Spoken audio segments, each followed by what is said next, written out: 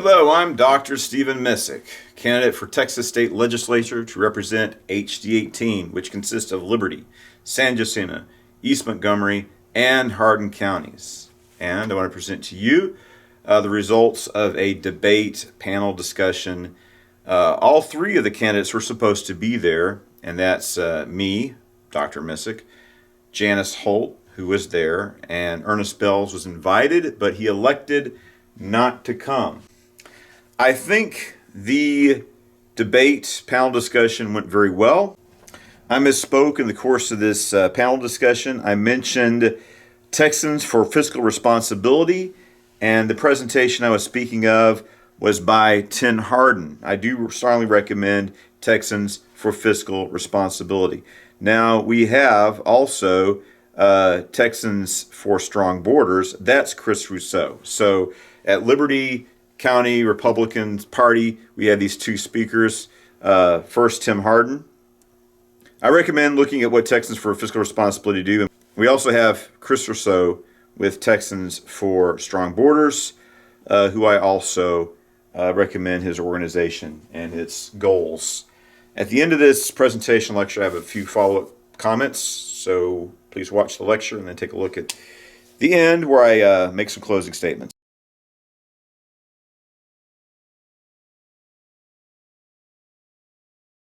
All right. Next on the ballot will be Stephen Missick, Ernest Bells, and Janis Holt, who are running for state representative of District 18.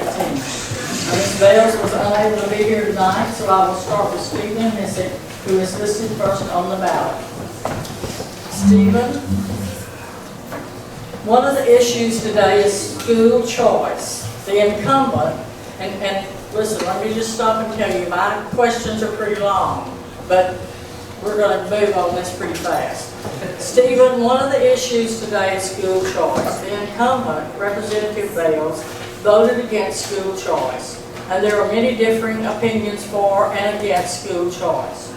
We currently have school choice in Texas, meaning a parent has the right to choose public, private, or homeschooling for their child right now. The idea of school choice legislation comes from the fact that every parent is paying property tax in some form.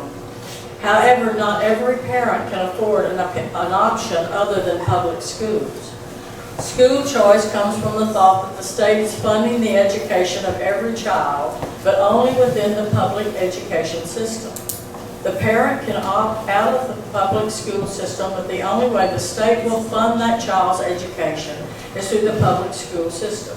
This places a financial hurdle in front of some families, preventing them from true school choice.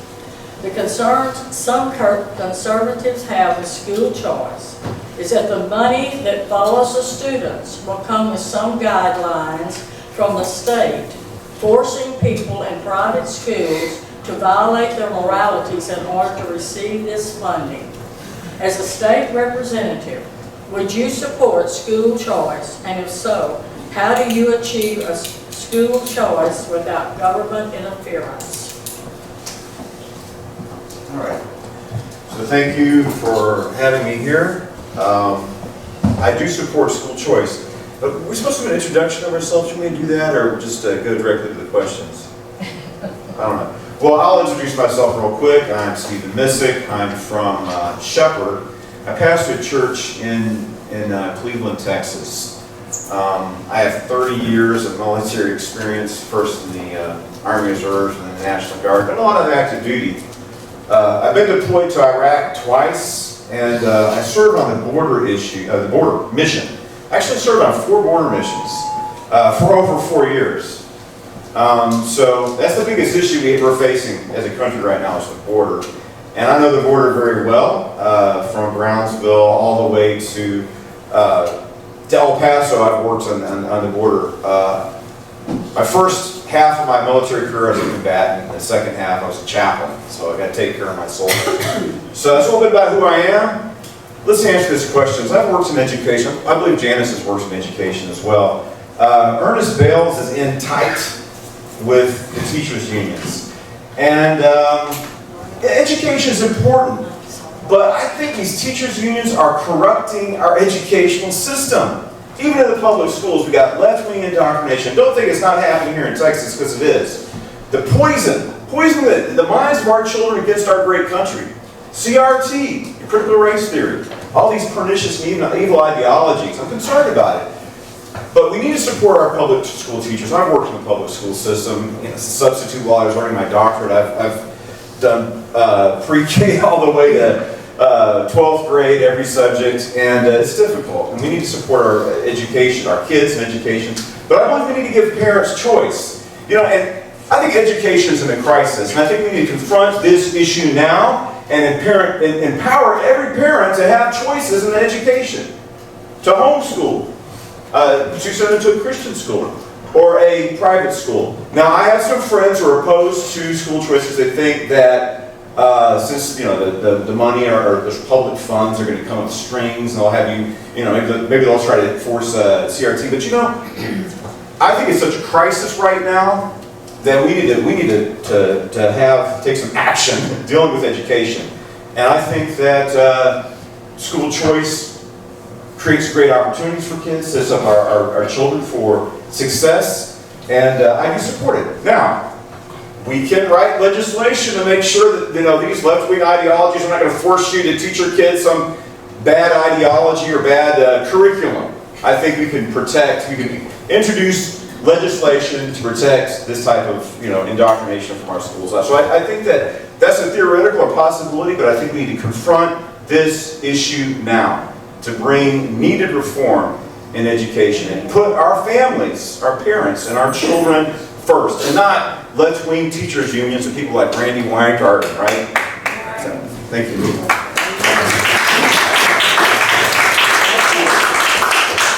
Janice is going to take her time to. Did you spend? How long did he spend? 1 minute. Just 1 minute talking about myself today. Yeah, you did fast. Okay, well you've got 2 more minutes. Okay, Janice is going to. This is going to be her 3 minutes. Okay. And then she's going to do the first question. And then Well, I don't need 3 minutes. I'll try to go to some school to teach you how to do this, I guess. Bear with me, just bear with me. So you're doing a great job. I think you're doing a great job. Yeah. This is not an easy job. I've done that job before, and it's not an easy job. Much better. My name is Janis Holt, and I live in Silsbee here in Hardin County. And I am pleased to be here tonight. Thank you for the opportunity. Thank you to the Hardin County Republican Women. This beautiful facility here that y'all have brought to that I'd never heard of before. And I love it, and I'm going to be sharing it with a lot of people because it's a really cool place to come out and have a bed and breakfast thing. So it's really neat. A little bit about me. I have done a lot of things. My husband says, when are you going to do something that pays money? Well, that tells me, I'm doing things that are a servant's heart. I enjoy serving people. I enjoy doing things for other people. And so I have my profession, as Stephen mentioned, I am an educator. I have an educational degree. I taught school in Woodville ISD and then also in Silsbee ISD for the majority of my time. I left Silsbee ISD teaching and went home to work with my husband. My husband and I own our own business. We do indoor air purification. We also raise cattle. We have a ranch up in Jasper County. And so in 2014, I ran for Silsbee School Board and was elected to the school board because I wanted to ensure that the conservative values in Silsbee, that our school was not one of those places where CRT and those other left-wing ideologies were playing out. And so I ran for that in 2014. I've been on the school board since then. I've been the school board president for the last 2 years. Just fighting and making sure that our district is the best that it can be. Now let's talk about school choice. As a school teacher, public school teacher, and as a school board member, I know that school choice is important. And I'm a public school proponent. We must give our parents choices. We have to empower them. School districts aren't like they were when we were young. When we were in school, they aren't the same. And so we have to give parents options. We have to, Silsbee ISD is a good school district, but a school district in Harris County, not so much. Dallas County, not so much. They have issues. They have lots of problems. And we have to give those parents an opportunity to take their children and put them in an alternative school situation and where their child can thrive. Not every child will thrive in a public school setting, whether it's an education or whether it's because of some kind of physical or mental situation that they want to have their child in another setting. And so we have to give them that opportunity. So what is the accountability? I have a fiduciary responsibility as a legislator to make sure that the funds are being well spent. And so I believe that we need to go back to the system that we had when we were kids, where we did the norm reference tests. You remember those? You did norm reference tests? That's what we need to do. My time is up. I'll get back to it in the next question.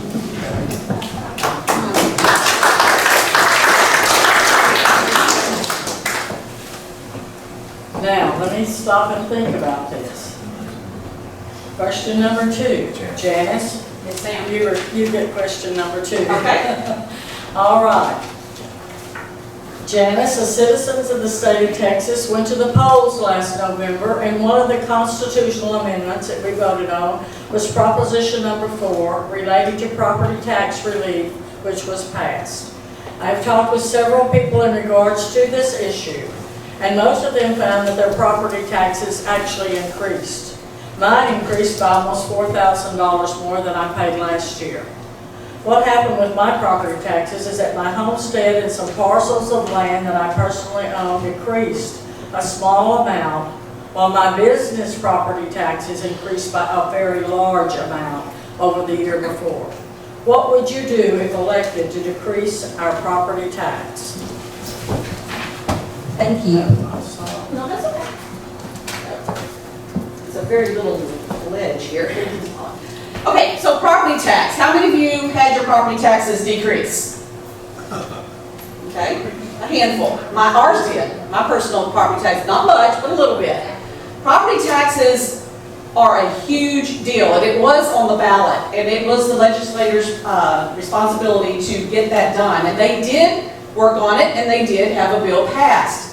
But as you can see by the evidence here, not many people saw that relief. In fact, property tax relief has become a bad word. We want it eliminated. We don't want the relief. And so what we have to do to eliminate it is, well, where's the money going to come from? So most people are going to the thought process of a consumption tax, that everybody would have a little bit of skin in the game, so that when you go out to purchase clothes, a car, and anything in between, then you have the right to decide, well, I don't want to buy that because the taxes on it are too much. I'm just not going to do that right now. So everybody would have the option to not pay that. And so therefore your home would be your home. And it would not be the property of the government. So we have to make sure that that follows through. A couple of other points on that is the CAD. You know, where you go every year, you know, you get your tax document. It says what your new tax bill is going to be. How many of you have ever gone and argued your taxes? How many of you got relief? Okay, so about half and half. Okay, so we have to make sure that if they're going to increase the value of our home to where it's unreasonable, then they should buy your home for that price. And if they don't, then they have to revert it back to what it was at the time before, the year before. Don't you think that's a good plan? I think we need to do that. And then the other side of our taxes is the side that's on the legislator side. We have to make sure that we are very fiduciary responsible to our spending and not overspend.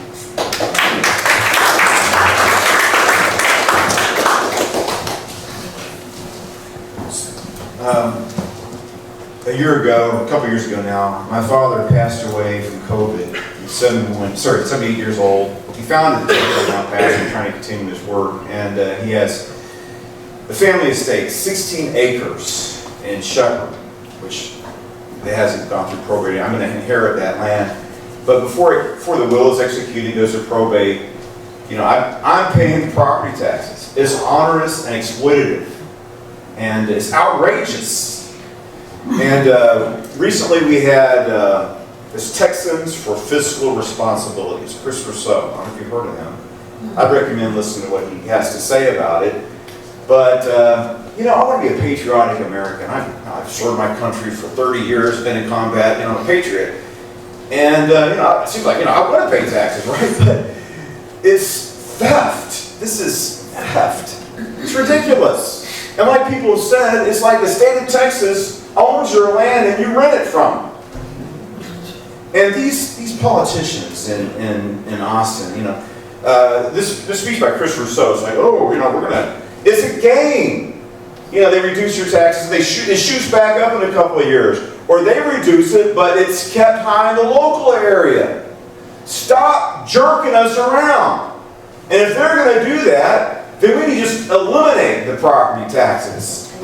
Put it on the floor, just get rid of them. And you know, Chris Rousseau says, you know, they have the funding. We can have our government, everything, the schools be paid for without these property taxes. If they're not going to have reasonable rates, then we should just get rid of it. And maybe that's what we have to do. Go in there and so we're just going to get rid of property taxes altogether. Maybe go, oh, okay, and then they'll actually have good reform. But I believe it's outrageous, and we need to just eliminate property taxes. That's my position in the issue. And I'll just go to the subject matter experts, which I recommend. Chris Rousseau of Texans for Fiscal Responsibility.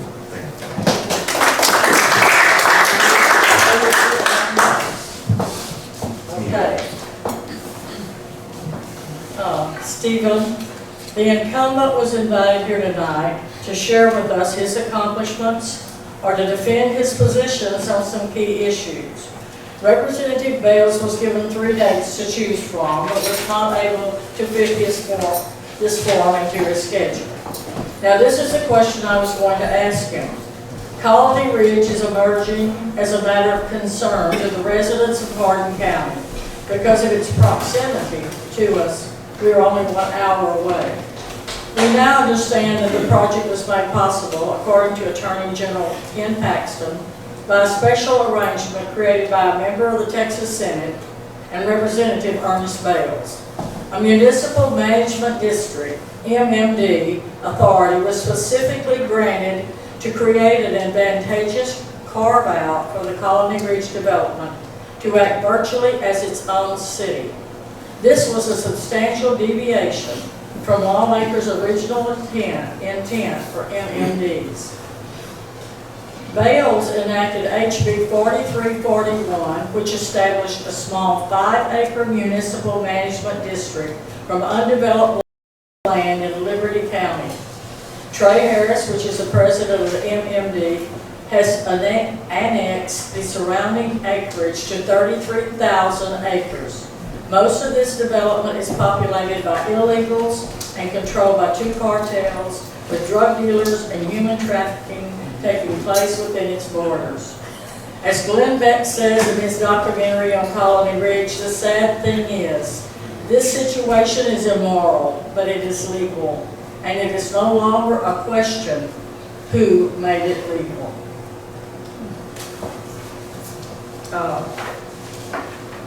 I think I've got down here Janis. Listen to Stephen, since we kind of asked him. Okay. I went first. Yeah, well, she'll answer that. Okay. So, well, this was this. You want to answer it? I got to read the question. That's okay. So this is what she's asking. The question So, is, guys, what would you... Right. So Glenn Beck did it. I recommend watching Glenn Beck's documentary on that. Plus, there's a lot of documentaries by Wayne Dolcefino. Just take a look at that as well. It says, the question is, Stephen, since we cannot ask Representative Bales to explain his reasoning for this unprecedented action, your question is, if you are elected to serve us in the House of Representatives, District 18, what do you plan to do to prevent the same thing from happening here in Hardin County? What are you planning on doing to help your constituents in Liberty County? As I mentioned, I pastor in Liberty County, and this is like a 10-minute drive from my church. I have somebody who lives probably just blocks away from Colony Ridge. Right now, I've got the back of this business card. This is the crisis that this House district is facing. You know, Ernest Bales went to a rally, a Flip Texas Blue rally, wearing a purple shirt, showing he intends to transition Texas from red to purple to blue. And Glenn Beck in that video says, you know, with this illegal alien settlement, this sanctuary city he created, it's going to turn blue inevitably. But I'm going to confront it when I win. Right now, there's 75,000 people, mostly illegal aliens, living in squalor. It's a shanty town. It's horrible. And he intends to grow it to 250,000. Can you imagine that? The majority of people in this House district are going to be here illegally. Being exploited, according to the Department of Justice, being exploited. You know, I'm not convinced by Glenn Beck. I think there's a lot of illegality going on over there. I can tell you one thing, there's corruption in Liberty County. It's terrible. We need to hold John and Trey Harris accountable for what they're doing. Now, I work the border issue. That's very important to me. We need to secure our border. We need to enforce immigration law. But still, these are human beings created in the image of God, people that Jesus Christ died for, and it's not right for him to be allowed to exploit these people. It's awful. But there's environmental damage being done over there, and I mean, nothing's being built. He's allowed to skirt the regulations. So we need to stop Colony Ridge and stop that in its tracks, put it into that, and I think we shut that down and save the entire House district from that disaster.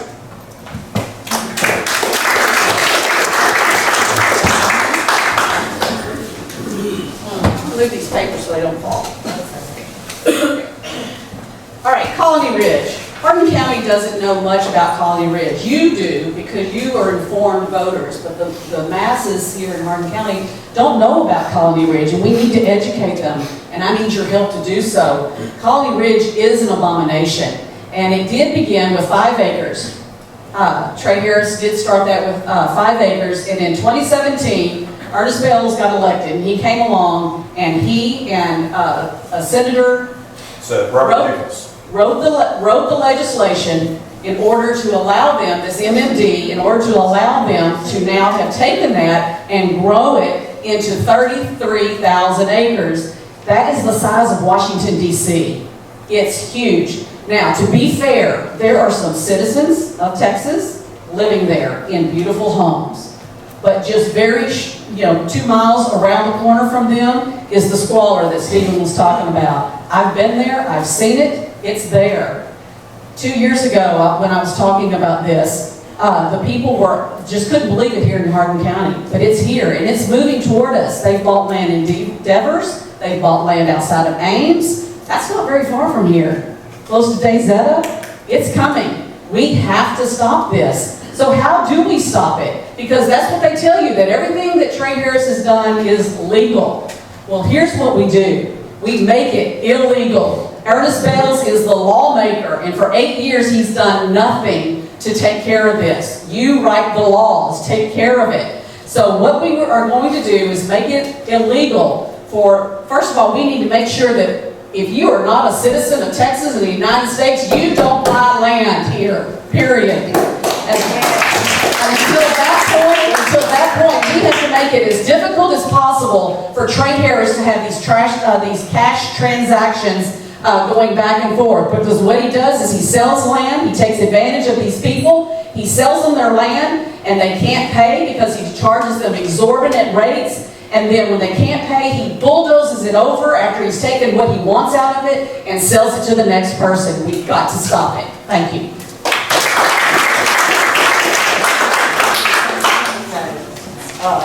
That was 3 questions, and that's all we had. Now, you've got 3 minutes to talk, and plus the other 2 that he had. No, wait a minute. 5 minutes? No. Well, he only had. I can make some close. I guess we And then you get 5. No. just do a couple of minutes of remarks. Look what's happening to our nation right now. It's awful, right? I support President Trump. I believe he won the 2020 election.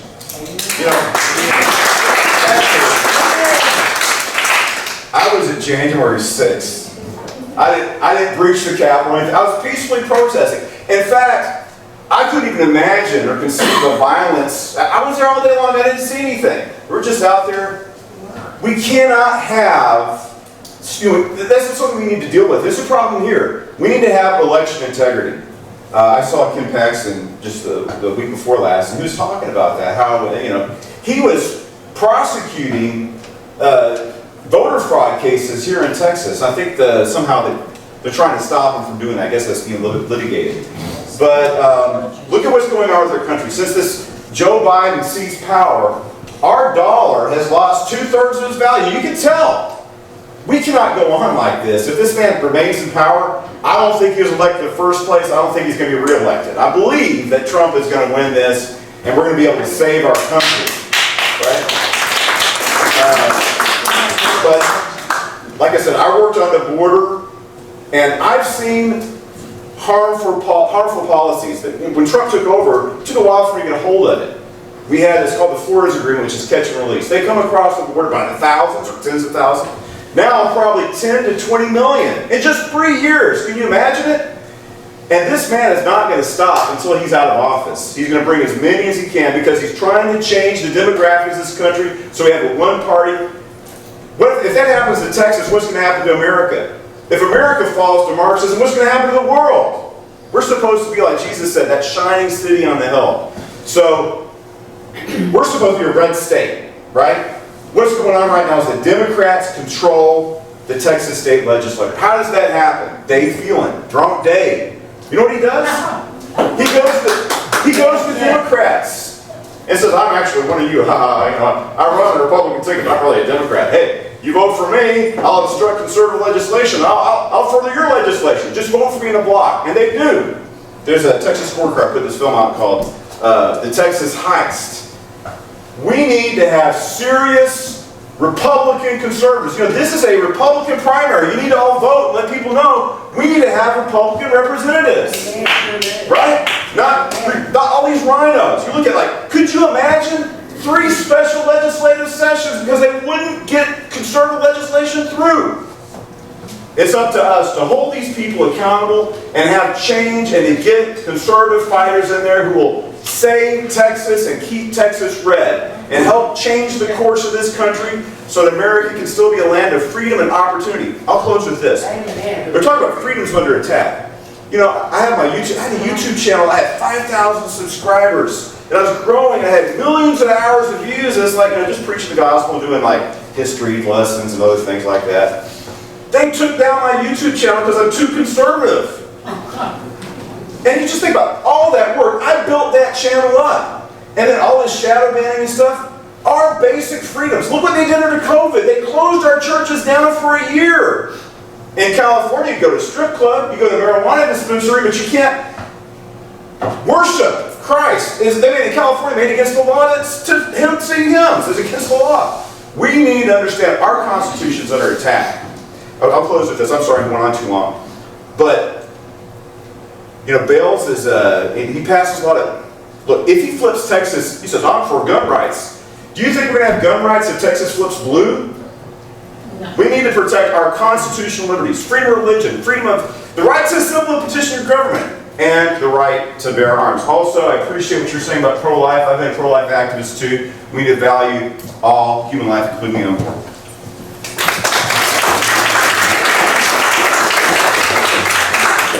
Again, thank you for the opportunity to be here tonight. I have been working in conservative Republican politics for almost 2 decades on the other side, fighting for policy, fighting for priorities, and fighting to elect those most conservative Republican as we can. We were blessed to have James White as our state representative for 10 years. And when he decided not to run, that's when I decided to run. I felt like I needed to put my values forward because I know that I'm a conservative Republican, and I know that we needed a conservative Republican because we don't have one. Not all liberals are Democrats. We must elect the strongest Republican to this seat, and I believe I have that in me to be the strongest Republican to be your next state representative.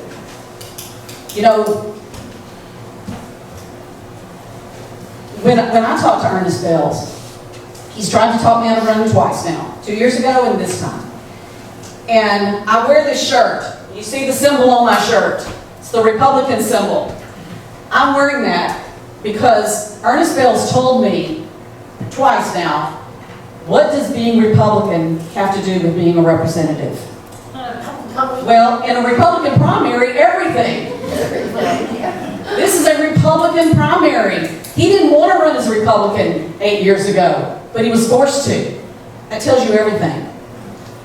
Ernest Bales is not right for House District 18. And when I am elected, we will secure our border. We will shut down Colony Ridge. We will protect our First Amendment, our Second Amendment, and the right to life. And I say we will because I am your representative. I am not going to just go up there and do my will. I'm going there to do your will. I represent you. Ernest Bales only shows up at election time. I've heard it all over the district.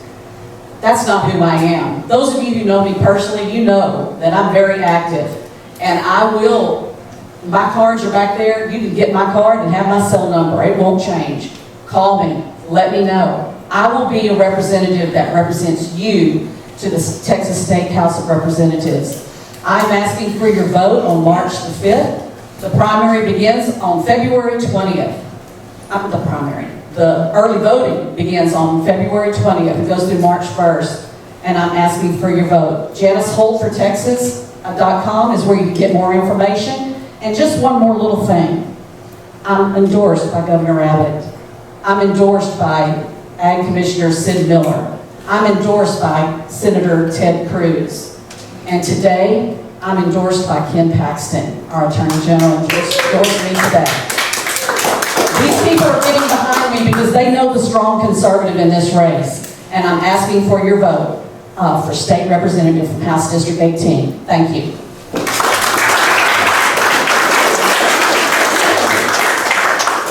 Okay, if I'm pretty sure that was the closing arguments. Okay.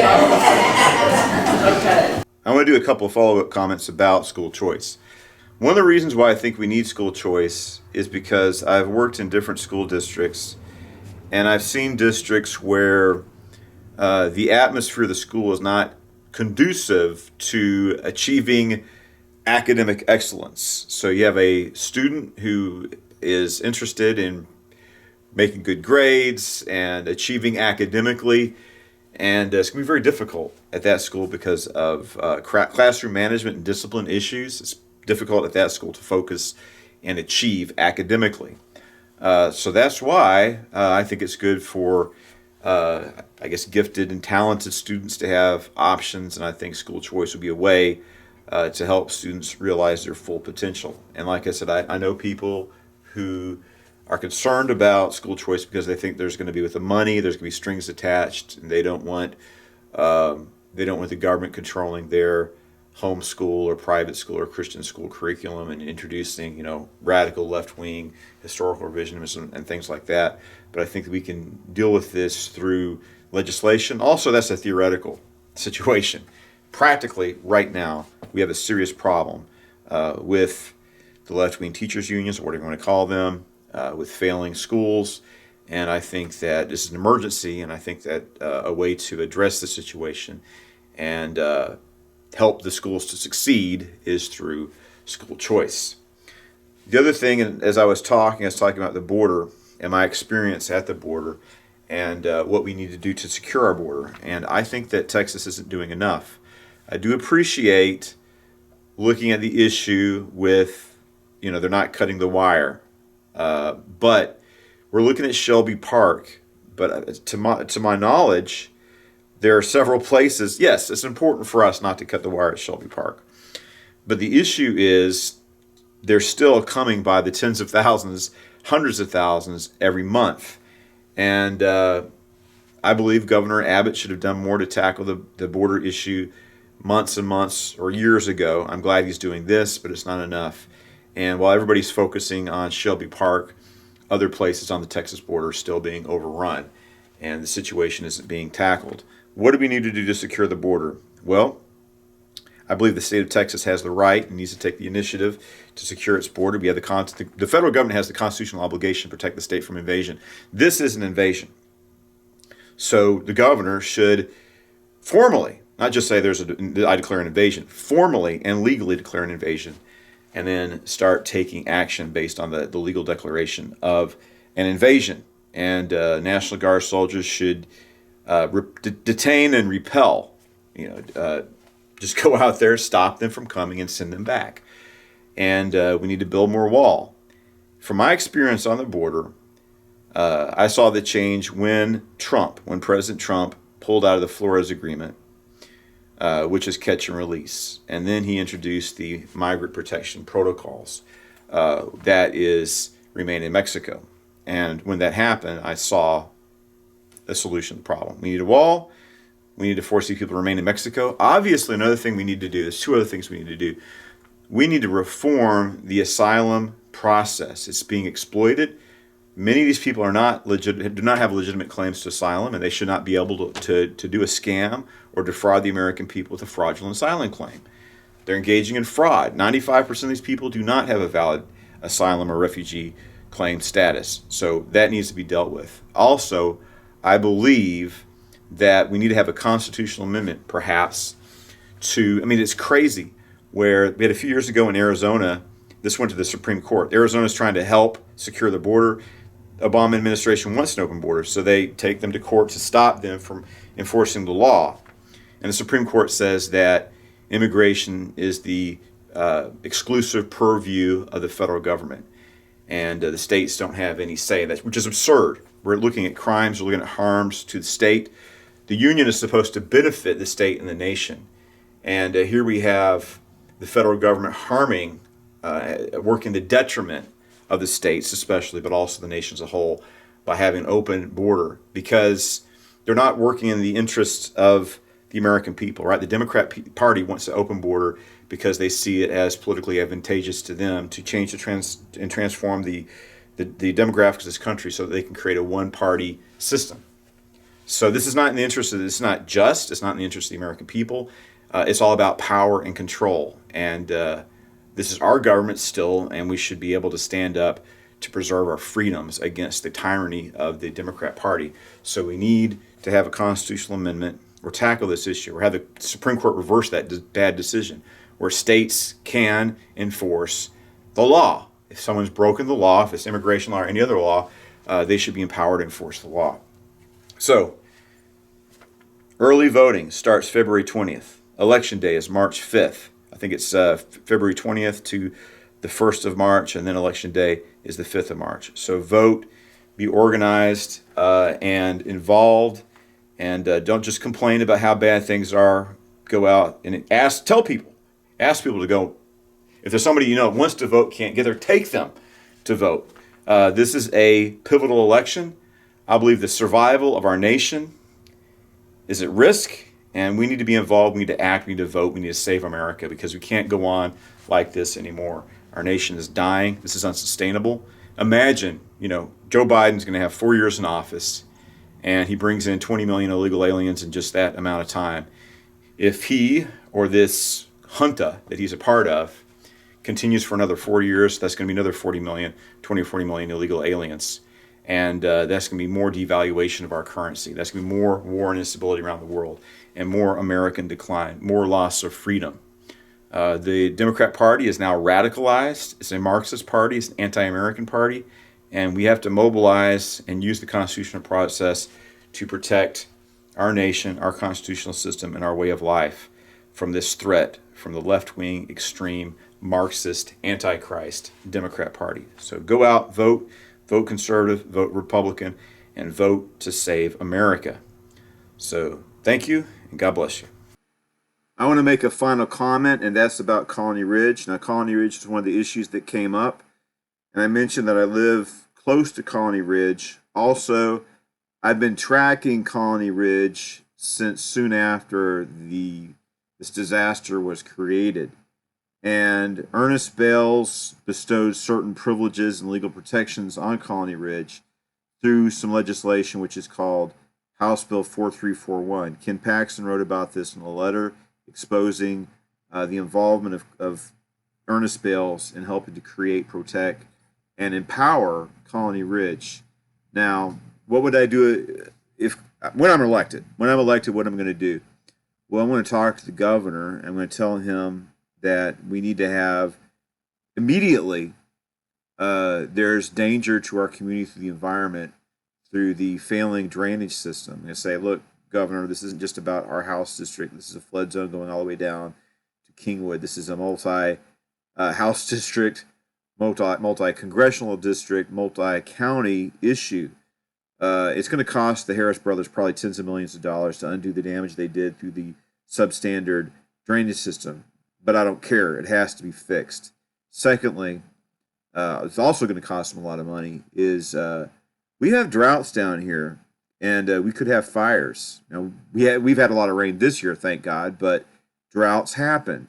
And when you have droughts, you have wildfires, and there's not enough fire hydrants or fire stations covering Colony Ridge. This could be a disaster where many people, hundreds of people, could die. So it's like we're going to have Colony Ridge. Day one is they're going to have to fix the drainage system. They're going to have to install fire hydrants and build a fire station to protect the community. But I intend to totally close Colony Ridge down if I have the means to do it. You start off with the environmental problems, because if you look at reduceflooding.com with Bob Rehak, this is it's empirical, indisputable data. It is what it is, and we need to resolve that issue. But I think that like I said, I believe that there's criminal activities going on. We need to have investigation of John and Trey Harris, and we need to hold them accountable. And if they're involved in criminal activity, they need to be held criminally liable for what they did. We also know that they're, for a fact, according to the Department of Justice, and it's going to court, where they're violating the rights and exploiting people. So they've been allowed to skirt regulations, to skirt the law, and do whatever they want with impunity.